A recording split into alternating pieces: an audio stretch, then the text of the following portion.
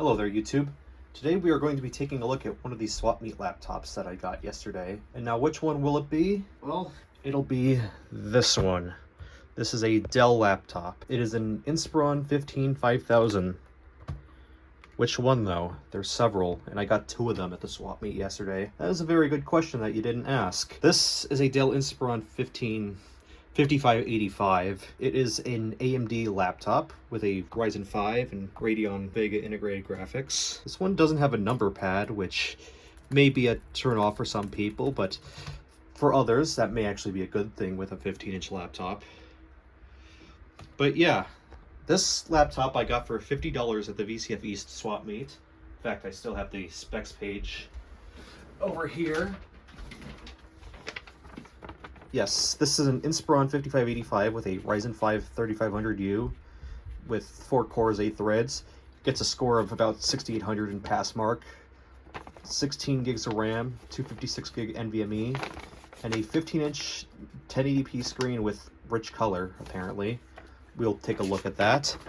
And on the back page, this was for one of the other laptops that the guy was selling with a Ryzen 5 2500U. I could have gotten one of those for who this is going for, but it didn't clear one of my checks, so I didn't go for that. I spent a little more on this. This is a middle tier Inspiron. There's the 3000, 5000, 7000 series. This one sits right in the middle. And this laptop is from about 2020. If we take a look down here, it shipped with Windows 10 brand new, because that was still the era where Windows 10 was going to be the last version of Windows. There's the service tag, express serial number, manufacturer year of 2020, Inspiron embossing on the bottom. Can't really make out any information there. Well, I can't. You might be able to with the low amount of light that I have. But it doesn't say a model number. Anyway, there are no ports on the back. The lid seems to be made of metal, but the rest of the machine is plastic. That's probably not great structurally, but honestly, it feels fine, at least to me. So here's our charging barrel. It's the smaller kind. Just a USB Type-C port, which apparently only does DisplayPort, but the sticker says it's multi-use. HDMI output, dual USB 3.0 Type-A, a headphone jack, which I believe is also microphone. It's one of those combo jacks. Nothing on the front. And here's the SD card reader, which is very good to have. My EliteBook 845 G7 does not have one of these. A third USB 3.0 Type-A, an Ethernet port which flips out to keep the laptop thinner, and Kensington lock. And yeah, nothing on the back as I showed. Now let's see if this passes the one finger test. Not really. That's not ideal, but it's okay for who this is going to. Okay, I've readjusted the camera so now we can see pretty much the entire laptop. It's of a good size. 15 inches is the perfect size for laptops, and they shouldn't make anything bigger or smaller. At least that's what manufacturers believed for a long time. And I wouldn't blame them. 15 inches really is a good size. It's perfect for older people that don't really have the best eyesight, but it's also nice and large, so you can see what you're doing. And also, it's not overkill like 17 inches. For the person I got this for, I could have gotten them a 17-inch laptop, and it would have still been fine because it's probably not going to move off the desk, but they may still want to close it up and move it out of the way. But 15 inches is a lot easier to find, and it's more practical, and it's still very visible. I'm going to plug this laptop in. I'm using the charger from the $30 Tiger Lake Dell that I also got at the Swap Meet. It's compatible with this, but this came with a 45-watt adapter. Here's the 45-watt adapter. It was manufactured on the 8th of May 2020. So this laptop was probably manufactured in the second quarter of 2020, which is a little bit later for one of these Picasso Zen Plus Ryzen APUs, but it's not horribly late. Renoir was only just coming out around that time. So let's enter the BIOS from here. And this has one of those Inside H2O BIOSes, so it's one of the cheaper ones. Got a backlit keyboard, which is nice, especially for use in the dark. I doubt the person this is going to is really going to be taking advantage of the backlit keyboard, but maybe it'll come in handy. But yes, Ryzen 5 3500U with Radeon Vega mobile graphics. CPU speed of 3.7 gigahertz, which I believe is its maximum rated turbo clock. They're all the cache sizes. 2 megabytes of level 2 and 4 megabytes of level 3. 16 gigs of RAM, that is also very good, because that's pretty much the minimum for a decent computer experience these days. If you're doing basic things, 8 gigs is still fine-ish, but that's starting to push it, whereas 16 should last a long time. 2400 megatransfers per second memory, and keyboard type is backlight, LITE, and there's the BIOS version service tag. Advanced, not even advanced, but advanced, just the one. Power now enabled, that's how you can tell this is AMD. Virtualization, I guess I'll leave that enabled. Integrated NIC, we'll also leave that enabled. USB emulation, that too. USB wake, I don't think the person this is going to is even going to be using the USB ports. SATA operation, AHCI is the only option. Frankly, why would you want ATA emulation mode on something this new? Adapter warnings, enabled, I guess. Function key behavior, well, there's a function lock here. I'll just leave it as the multimedia keys. I don't think the function row is really going to be used with this person it's going to. Keyboard illumination, you can change the setting on that, or you could also change it with function in F10. Keyboard backlight with AC and with battery. It allows you to adjust it from 5 seconds up to 15 minutes or never timing out. Battery is performing normally, which is good in case the person this is going to wants to use it off the charger. Camera enabled. Battery charge configuration. Adaptive is probably best. Disabled. Sleep mode. We can force S3 or do OS automatic selection. I'd have to see what does what. Support assist OS recovery is a thing on this apparently, even though this doesn't use one of Dell's homegrown BIOSes. Password change permitted. CompuTrace disabled. I made sure to do that earlier today. It was on deactivate, which is good, but I want it to be disabled to make absolute sure CompuTrace is disabled, because that just causes more problems than it solves. Secure boot mode, leave that as standard. Fast boot, we could go through thorough, minimal, or auto. I'll leave it on minimal. Yes, that's all the BIOS. And now I'm going to boot into the copy of Windows 10 that this has on it. That was preloaded from the guy who sold it to me. Oh, we can do a BIOS flash update from the BIOS here. That is good.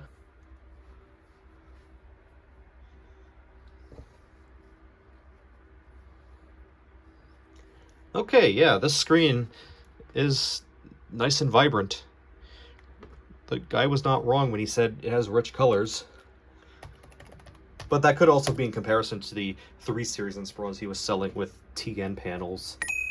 Microsoft 365 Copilot. This is running Windows 10 Pro version 2009 according to this thing, but if we go to WinVer, then it's actually running 22H2. I have no idea why Microsoft added this to Windows 10, especially because Windows 10 is hitting doomsday in less than 6 months from now. Actually, it's closer to 4 months. Scary. This is detected as an Inspiron 5585, 16 gigs of RAM, 2 gigabytes of VRAM, at least that's the maximum allocated to our GPU. We have 14 gigs of RAM usable. 2 gigs are being used up by the Radeon Vega 8 integrated, in which these graphics were actually pretty respectable when they came out. These days, they're a little older, but if you temper your expectations, you can still get some mileage out of them. This is a Kioxia NVMe, probably one of those 2230s that Dell loves to use. Kioxia used to be Toshiba's SSD division, but they sold that off. I'm sure these are pretty good quality drives, although this is a 2230, it probably doesn't have a DRAM cache because 2230s physically cannot fit one, but that is fine. This is NVMe. Okay, the trackpad feels fine. It's one of those plastic diving board kinds, but it's not bad. 88% on the NVMe's health, which is good. It's not ideal because this is very clearly a used drive. Only 10 terabytes written, or 14. I guess this doesn't really have the best endurance ratings, but honestly, I doubt the person this is going to is even going to be writing stuff to this constantly. The OS is probably going to be doing that more, if anything. But let's run the benchmarks on this drive. Okay, we got about 1.3 gigabytes per second for sequential reads and writes. It's not the best for an NVMe, but it's still better than a SATA SSD, or especially a DRAM-less SATA. Cough cough, the SSD of all time. Ryzen 5 Mobile 3500U, which has the Picasso code name, 12 nanometers, so it's Zen Plus. And there are all our instruction sets, 4 cores, 8 threads. It has a boost clock speed of 2.1 gigahertz, which is the same as the 4650U in my EliteBook 845G7. And the BIOS on here is from August 24th, 2023, so it might already be on the latest. I'm not sure if Dell is still making BIOSes for the Inspiron 5585. 16 gigs of RAM in dual channel mode. Yeah, 2x64-bit. CL17 for 2400. That's probably CPU spec. CPU-Z isn't detecting the SPD. Let me try this CPU-Z benchmark real quick, even though this isn't exactly a good benchmark. Let me find something that I think would be comparable-ish. Let's compare this to a 2600K. Okay, it's getting more multi-thread than that. Zen 1 single thread is only about on par with Haswell, from what I understand. Okay, we score better than a 2600K. Now let's jump that up to a 4790K. Okay, the 4790K beats this out. As for the FX 9590, yeah, this will still destroy the FX 9590. As for the Ryzen 5 1600, we have slightly better single thread, but the 1600 has much better multi-thread. Okay, now I'm going to run Cinebench. I have my scores copied over, so let's start with R11.5. This one should be the quickest since it's also the oldest version. Okay, let's do the advanced benchmark and run all the tests. Not sure if it'll get past the OpenGL test though, because I've had this crash on some machines, even with fairly respectable graphics. Yep, called it. So let's deselect that and run just the CPU tests.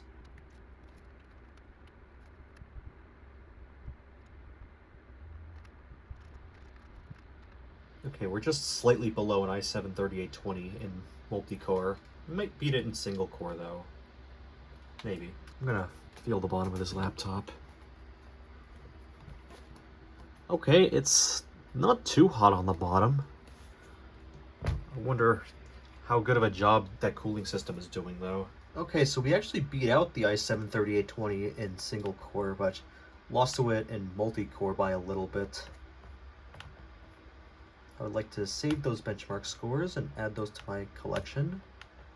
Next I'm going to run R15. I wonder if it'll crash in the OpenGL benchmark over here. Okay, it's at least trying. So we might actually get a score. So far the reference matches between the Vega 11 and the Ryzen 5 Pro 2400GE and the Radeon HD 7540D from the A6 5400K. So still in integrated graphics territory. Now we're running the CPU render test. Okay, so in single core, we sit right in between the i7-3820 and the 3720QM. Somehow we lose against the 3820, but we win against the 3720QM. We go to multi-core, same deal. We lose to the 3820, but are ahead of the 3720QM. And where do we go in OpenGL? Okay, we're between the Quadro 4000 and GTX 460. We're at least better than a GTX 460. How about the MP ratio? Okay, it's between a 3770 and a 720QM. Let's save these scores as well and move on to R20, R23, and 2024. So Cinebench R20 got a CPU single core score of 295. Sits right in between the i7-4850HQ and i5-3550. And for multi-core, we got a score of 1293.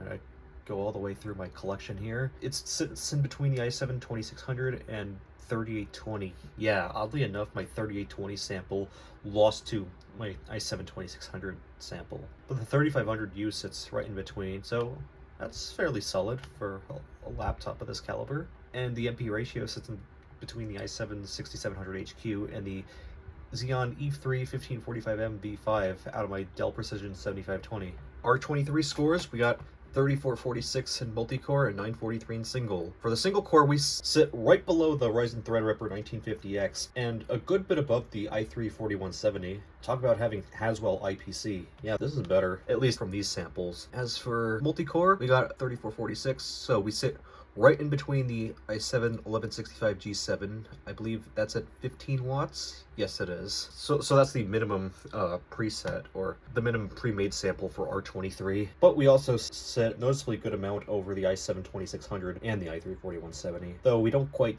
get to the i5-6600K. Okay, rendering failed, so I will not be running Cinebench 2024, but I will be doing battery info view. No! 123%, that is not true, but it is 100%. This is supposed to be only a 42 watt-hour battery. That's not great, and the fully charged capacity is about 34 watt-hours. So yeah, battery life isn't going to be great on this, but again, for the person this is going to, that's not really going to matter. But yeah, I'm done messing around with Windows 10 on this. On this USB right here, I have something that might be a little more optimal for whoever this is going to.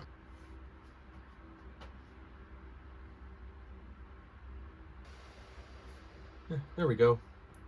Oh, looks like the display was lagging a little bit, but it should be fine now. I'll get started and I'm going to try it. I'm not going to install Chrome OS just yet, but I'm going to try it on this live USB and make sure it plays nice with all this hardware, because Chrome OS Flex can be kind of wacky with different hardware. It's usually older hardware it doesn't play nice with, but newer stuff like this, it should do totally fine with. Really, the biggest concern is going to be the end of life for Vega graphics. If that goes over to Linux, then it might start acting weird like NVIDIA Kepler and Fermi do. Here's my Chromebook setup. It's going to be for personal use, but I'm not going to be using my account, at least not when I install it on here. I'll just browse as a guest. Don't send diagnostic and usage data. I may as well be turning this into a Chromebook, because I'm going to say it right now, and I've been alluding to this the whole time. The person who this is going to needs a computer and does not know how to use one. So I want to make that easy by installing Chrome OS, because all he's going to be using it for is web stuff. He really doesn't need much more than this. The hardware, quite frankly, is super overkill, but I want to ensure that that hardware lasts a very long time, because I don't want to have to replace it in only a matter of a couple of years. Within past a decade or so. Sure. Not within 5 years or less. Anyway, I'll be testing this off camera. Okay, one more thing before I end the video. I want to remove this bottom cover and see the internals. Oh, cool, we have captive screws. That's good. Well, okay, just the one captive screw there. I think this one over here is also captive. Yes, it is. Okay, how about this middle one? Okay, these rear screws are captive, but the front ones are not.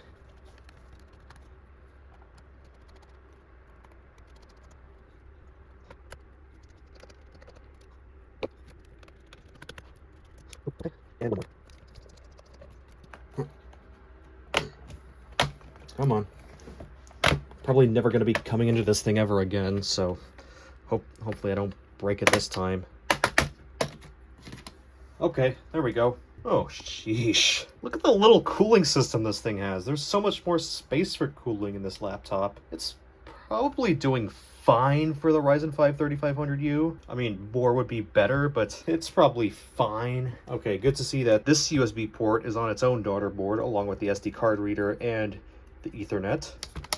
Oh, this speaker is only secured in with the screws from the bottom panel. And here's the 42 watt-hour battery. There's clearly space for more battery, but it's just not filled. And also there's space for a SATA hard drive or SSD, but that is not occupied on this one, nor do we have the SATA cable. That's fine, because we have a good NVMe here, 256 gigs, and my predictions were correct. It is an M.2 2230. Kioxia 256 gig, and DIMM1 and DIMM2 for DDR4 only. These both have 8 gig modules in them. Wonder if they are actually 2400 or if they're 2666 but downclocked. Oh, I probably should have removed the battery. Oh, crucial. 2348, 8 gig DDR4 3200. This was upgraded, and fairly recently at that. 2348 means 48th week of 2023, so we're talking late November for that. This was only upgraded a year and a half ago at the earliest. And also there's the clock battery. This one is 2020-0601. Okay, June of 2020. Let's see the battery manufacture date. 05N, so that's May of 2020. And here we have this Wi-Fi card, which is not even the full width. I have no idea what card this is, but it's probably some Realtek thing. And this is probably the oldest part in the machine, 9BB, November 11th, 2019. I got my quick look inside, so I can put this back on. Actually, let me see a manufacture date for this one. 066, 2020, 0528, 200530,